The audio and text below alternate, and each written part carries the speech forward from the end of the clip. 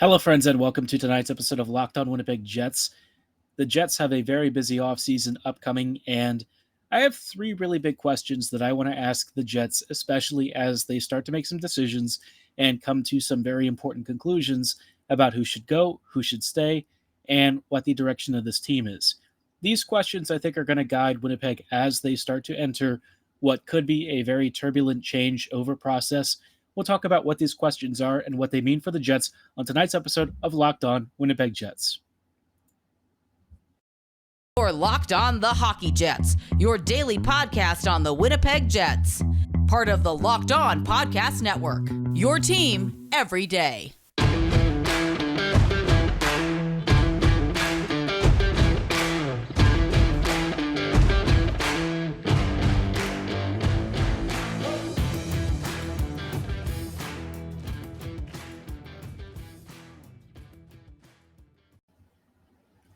Hello, friends, and welcome to tonight's episode of Locked On Jets.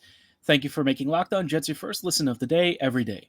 I am your host, Harrison Lee, an avid Winnipeg Jets fan and an online blogger. You can follow me on Twitter at HLivingLoco and at LO_Winnipeg Jets. If you enjoy what you're hearing, be sure to like, follow, and subscribe on your favorite podcasting platform of choice, including Apple, Spotify, Google, Megaphone, Odyssey, and YouTube. Doing so is completely free of charge and ensures you never miss another episode.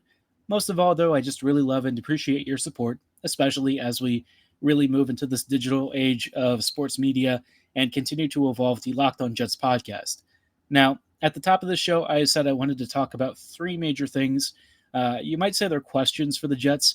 I think that Winnipeg has had probably not necessarily the worst season ever. You know, the Jets have had lower points, let's be honest, but this year felt like among the last few years, a really big missed opportunity. You know, there's a lot of stuff that the Jets did in the offseason, preached about, and ultimately what became of it. Not a lot, if we're being honest. And so the Jets are kind of in a bit of a hole. It's not something that they can't claw out of. I think it would be maybe a bit disingenuous to say that the Jets are in like the worst state ever. That's not really the case. I think there actually is reason to be optimistic, especially if the Jets make the right decisions this coming offseason. So the first big question that I have for the Jets is, what do you want to do with the coaching staff? And the coaching staff is kind of one of those questions that I think isn't super easy to answer right off the bat, right? You know, the Jets have traditionally hired folks who, for one reason or another, really tie into this organization, really latch on to the Jets, really latch on to True North, and end up becoming like trusted confidants. Paul Maurice was not somebody who just kind of walked into the job and suddenly found himself a lifelong Winnipeg Jet. He kind of had to work for it at a pretty decent amount and really do, from what I understand, a pretty decent amount of stuff on the back end to get this team into a very different state than it was under Claude Noel and the very first years of the Jets. So in that respect, I do understand it. I think the Jets are very much a team that believes in a longer-term process and something where they have evidence to support a candidate. Where I kind of start to wonder about this is traditionally the Jets have hired folks that they feel are connected well enough to the organization and that they can trust, right? And I don't mind that. Where I start to have maybe a doubt or two is in the ability to start thinking outside of the box and maybe looking at candidates who don't really have as many ties to the Jets. One of the biggest candidates that I think could be available this offseason is Bruce Boudreau. Now, I get it. Boudreau, you look at his playoff record, you might think he's not really the guy to take this Jets team to anything significant, which it is a fair criticism. It is something to be warranted with him. I do think that Boudreau in general, for me, is probably one of the better coaches out there. You look at the list of candidates for Winnipeg, and there's not really many guys that I would personally be super excited about, especially coaches with any kind of NHL tenure. The free agent coaches that are out there, for the most part, there's kind of a reason why they're not really being signed immediately. Now, that's not to say that NHL GMs are great when it comes to staffing requirements and actually fulfilling those, but with Bruce Boudreau's track record and, you know, the current run of form with the Canucks, what he's done elsewhere with the Wild and, you know, certainly with other teams in his 10 years, You do have to understand that for the most part, you're buying into him as a guy who could be a really good motivator and somebody who really preaches aggression and has generally a super strong record of regular season play. When it comes to the playoffs, I don't know if Boudreau is exactly uh, the coach who can kind of work around serious challenges and stuff. Maybe it's just an issue of him not having had like the world's most talented rosters. But when he had the Caps, certainly the Washington was very unfortunate in a lot of seasons to not really advance past the first or second round. But by the same token, you are paying a coach for results. And in this respect, I do think that Boudreau has occasionally fallen short. Given the options, though, given the considerations that the Jets have to deal with, a guy like Boudreau, I think, would be a very sensible fit. He understands how to work with young guys like, Cole Perfetti. I would imagine Billy Heinelo would probably be included in this lot. The Jets are a team that in the future will probably skew a lot younger than it does right now. So I think Boudreau would actually be a pretty good fit. I think he's kind of primed to take over this team. But one of the big reasons why I look at this kind of staffing change as something that could be beneficial in more ways than one is because Boudreau is not a guy who you hire for like a long-term rebuild. He can certainly help teams in a shorter term time frame, but I think the biggest thing with him is that if you're bringing Boudreau on, you're looking to compete. And I think that the Jets roster is still decent enough where there is time for them to turn things around. I don't think that they suddenly have to scrap everything and start over. I don't believe that's really the case. If they retool, if they make smart decisions, if they hire the right folks, don't be surprised if the Jets end up in the playoffs next season. But it really is dependent on how they answer my question. Who do you want to hire and why? If they're looking for guys like Randy Carlyle, there's just no real point. I think Carlyle, despite his connections to the Jets in previous years, he's not really the kind of candidate that I would be super hot to trot for. Boudreau, a little bit more progressive, very interesting character, and somebody who does tactically have a pretty profound sense of awareness in dealing with, team weaknesses, how to work around those, and how to make his teams more offensively aggressive, which I think would suit the Jets. Are his teams defensive masterclasses? Not always, but with the Jets, that's not what we're really asking for. We want more faster aggression, more skill, speedy counters, stuff where the Jets are actually converting on really dangerous chances. Right now, Winnipeg is just getting by, a lot of it on goaltending and some very lucky bounces and stuff, plus weaker opponents. But in the future, if the Jets want to build a model of consistency, they need to start thinking about that. Now, I did have two other questions for the Jets, and I think both of these questions kind of tie into ultimately where this organization goes from here. But before we get into some of those broader issues, I did want to shout out a really cool offer from one of our very awesome sponsors at Shady Rays. Shady Rays is an independent sunglasses company that gives you the features of $200 sunglasses for a fraction of the price. That means polarized lenses, well-constructed durable frames, and premium high-end finishes. You also won't find this really great offer where they have an amazing protection for your Shady Rays glasses. Shady Rays includes lost and broken protection on every single pair. They'll send you a brand new pair of sunglasses if you lose them, no matter what happened. It's as simple as that. Every time you make a purchase, you'll also see a great donation of 10 meals donated to fight hunger in America, again, when you shop with Shady Rays. You really can't go wrong supporting a great business that supports great causes. Exclusively for our listeners, head to shadyrays.com and use promo code LOCKEDON to get 15% off 2 or more pairs of polarized sunglasses. That's code LOCKEDON for their best deal of the season. 50% off 2 or more pairs of Shady Rays sunglasses. Backed by over 150,000 verified 5-star reviews. To get started, go to shadyrays.com and be sure to use promo code LOCKEDON. Hello, friends, and welcome back to this episode of Locked On Winnipeg Jets. Thank you so much for choosing to make Locked On Jets your first listen of the day, every day. We are continuing an episode tonight dedicated to answering major questions around the Jets, or, well, not really answering them, but giving some thoughts about how the Jets could answer them. Obviously, Winnipeg is in the driver's seat. This is kind of their show, and we're going to explore 2 more questions after thinking about, who they want to hire. But before we go any further, I did want to give you a super big recommendation to check out our Locked On Now podcast. If you've never heard of Locked On Now, it's the best way to get really fast, really digestible information about all of the hottest action around the NHL and all of your favorite sports leagues in super short format. Locked On Now collects all of the greatest trends and news, game recaps, hot rumors, all the crazy action in one spot for you every single day. To get started, go subscribe to Locked On NHL and Locked On Now on your favorite podcasting platform of choice. And as always, it's free. We really appreciate your support. Do it right now.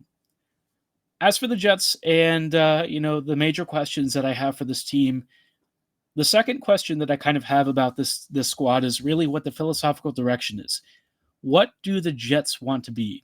Now, I know that this is kind of a dumb question because you're talking about something that sounds on the face of it very simple, but I think with Winnipeg, the question has been a little bit more complex because you often see and hear two different things. The Jets talk about aggression, which is great. Offensive aggression, especially, is something that I think is very necessary for this team. But when you watch the defenders not actually jump into the play, maybe not participate in offensive zone possessions, not really be involved in the rush and stuff, are the Jets really being aggressive? Are they actually pushing the limits and getting the most out of the roster? I think that Dave Lowry is keenly aware that stuff like the in zone defensive structure maybe isn't the best. I'm sure that he's seen the underperforming shooting percentage and knows that the depth scoring has kind of been a challenge for this team this year. But going forward, what do the Jets want to be? Do they want to be gritty, hard hitting, really strong forechecking? Do they want to be fast, really skilled? Do they want to cross the divide somewhere in between? Sometimes I feel like the Jets have opted for the in between option without really knowing what makes the in between option even possible. If you're looking at grit and physicality, they turn to guys like Logan Stanley, Brendan Dillon.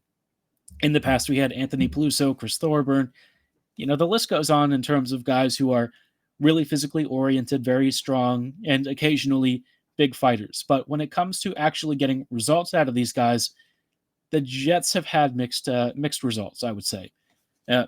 Let's take Logan Stanley, for instance. I think this guy illustrates for me a lot of what Winnipeg really wants to be and maybe why it needs to start readjusting its focus.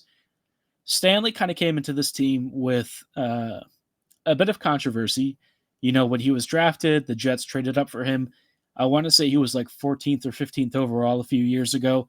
And when the Jets made this exchange, they certainly gave up a decent amount of assets in this deal to trade up for a guy who probably was more safely like a second round pick. That's not to say that Stanley didn't have a clear level of upside that would entice teams to maybe turn to him in the first round, but Logan's ceiling was always, capped by, I think, his decision making and hockey IQ. Both of those issues for him have kind of been things that he's never really managed to work around because he's also got a really big frame. When Pionk makes a mistake, you notice that Neil is small and fast enough to kind of recover in certain respects. With Logan, if he makes a bad read, if he makes a mistimed challenge or something, he's going to get burned almost every single opportunity. So with Logan, while you are getting a guy who is very strong, very physical, what does that really buy you? From my own personal observation, I often see Logan actually losing physical challenges in the corners, in part because he probably is, to a degree, worried about taking unnecessary penalties. But also the smaller, faster guys kind of move in between his skates and stuff, which he can't really track. And if he doesn't have that read well ahead of time, the smaller guys are going to break away from him before he's had a chance to really pivot and face him, which for the Jets, unfortunately, leads to a lot of odd man situations against. So Stanley, while on the face of it, you could say he is this big physical shutdown D, and this is what we want the Jets to kind of resemble. His actual on-ice product doesn't really align with that. He is a volume shooter. He is very big, but I think he's more of a shooter type than he is somebody who's like a shutdown D. Defensively, he still struggles. Offensively, he also kind of struggles, but more because he needs to kind of learn a bit of shot selection and a bit more patience. I think if he kind of worked on that stuff, you'd probably see a change in his outcomes. Do I see Stanley as the kind of future that I want the Jets to have? Not particularly. I think Billy Heinola, in his skilled skating, his passing, his vision, his setup work, I think that's kind of where I want the Jets to move towards. But, they haven't really been clear that this is the direction they're thinking about because, um, we've often seen them not really consider young rookies for the lineup.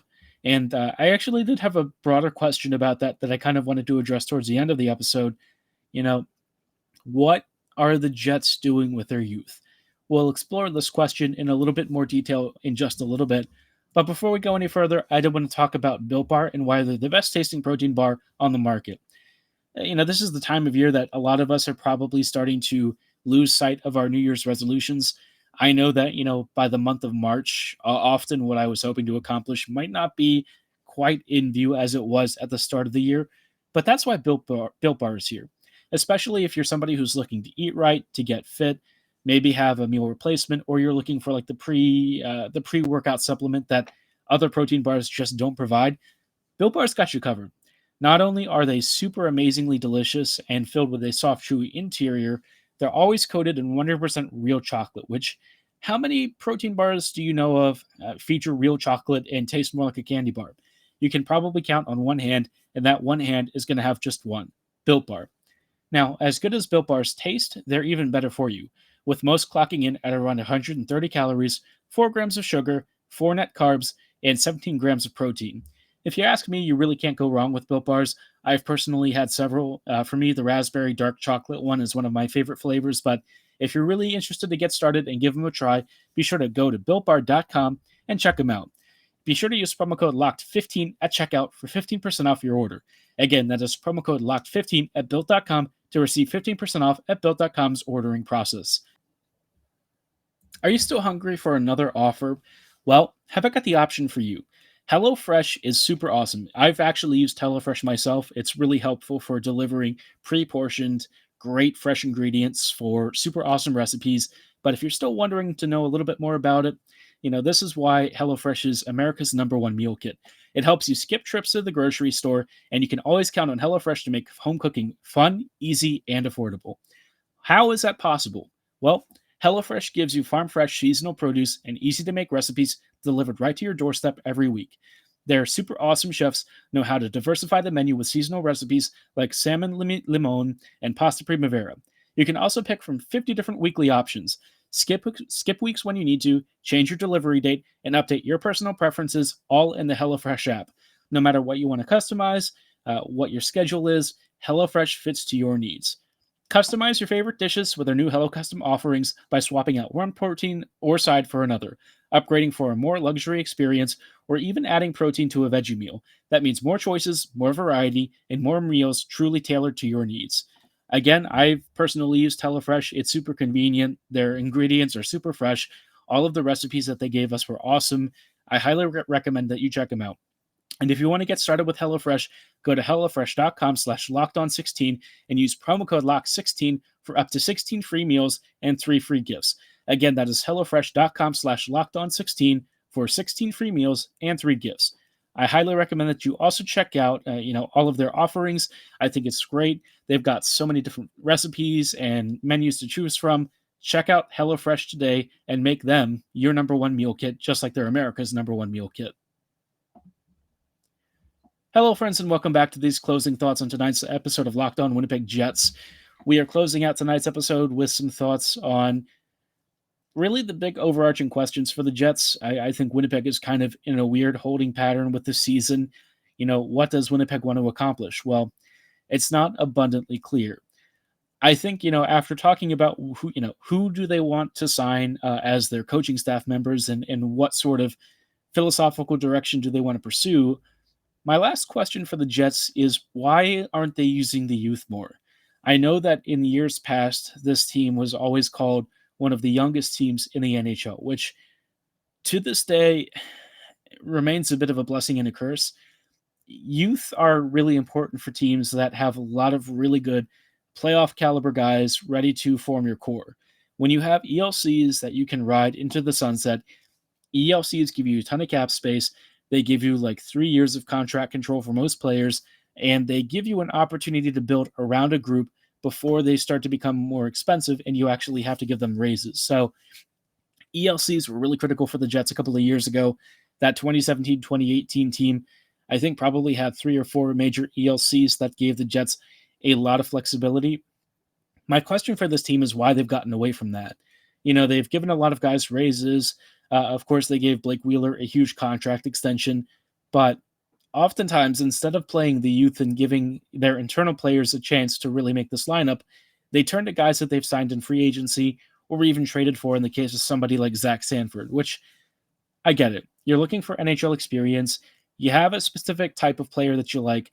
You want to make sure that you're not just wasting roster spots and having a situation where maybe some of the kids that you're trying to raise up aren't actually ready for the big game yet. That said, the only way that a lot of these guys are really going to show off what they can do is if they actually get ice time. With the Jets, that's not really been the case. And I think it's been very frustrating to see Winnipeg kind of squander opportunities to evaluate players and give guys a shot where instead they've turned to guys who they already know aren't really capable of carrying the load, or maybe in Logan Stanley's case, he's been given too much responsibility and he's been swimming for a while.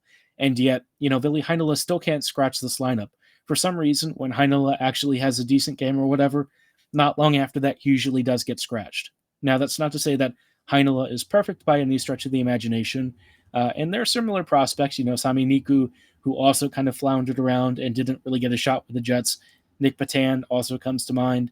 But it also includes guys like Dylan Sandberg, who has had to wait a long time to make his NHL debut.